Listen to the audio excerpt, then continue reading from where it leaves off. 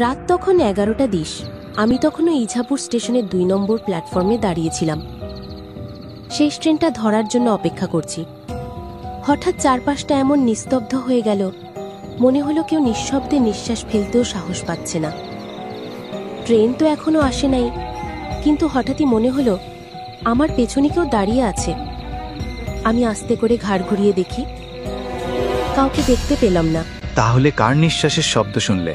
তাই তো, স্পষ্ট করে শুনতে পাচ্ছিলাম যেন কেউ আমার কানের কাছে ফিসফিস করে বলছে, তুই এখান থেকে চলে যা।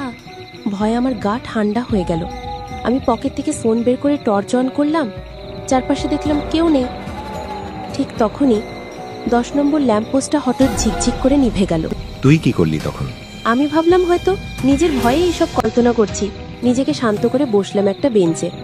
কিন্তু বেঞ্চে বসতেই গায়ে ঠান্ডা একটা ছোঁয়া লাগলো, যেন কেউ ঠিক আমার পাশে বসে আছে। আমি ঘাড় ঘুরিয়ে দেখি একটা সাদা শাড়ি পরা মেয়ে, মাথায় ঘোমটা টানা। সে সোজা সামনে তাকিয়ে আছে, একটুও নড়ছে না, মুখ দেখা যাচ্ছে না। আমি জিজ্ঞেস করলাম, আপনি কোথায় যাবেন? সে মুখ না ঘুরিয়েই বলল, শেষ ট্রেনে। ওই কথাটা বলার পর কি করলি? আমি কিছু বলার আগেই একটা ঠান্ডা হাওয়া বয়ে গেল। চোখ বন্ধ হয়ে গেল কেমন করে যেন। চোখ খোলার পর দেখি বেঞ্চটা খালি, সেই মেয়েটা নেই। আমি উঠে দাঁড়িয়ে স্টেশনের চারপাশে তাকালাম, কেউ নেই। তখন রাত 11:40। ট্রেনটা 11:45-এ আসবে।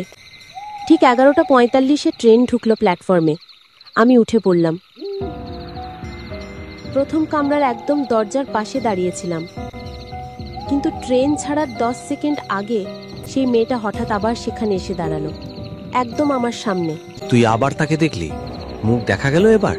না, মুখ তখনও ঢাকা, কিন্তু এবার সে মুখ তুলে বলল, তুই ট্রেনে উঠিস না, ওটা শেষ ট্রেন না, ওটা আমার ট্রেন।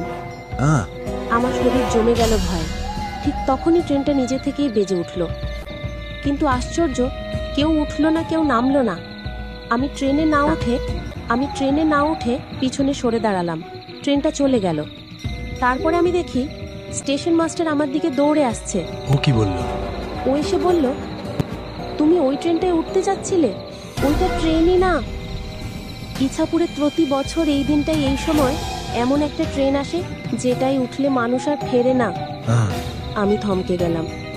তিনি বললেন, ঠিক আজ থেকে 5 বছর আগে একটা মেয়ে সাদা শাড়ি পরে শেষ ট্রেন ধরতে এসেছিল। প্ল্যাটফর্মে দাঁড়িয়ে থাকতে থাকতে ট্রেনের নিচে পড়ে মারা যায়। এরপর থেকে তার আত্মাই স্টেশনে ঘোরে আর লোকজনকে ভুল ট্রেনে উঠিয়ে নিয়ে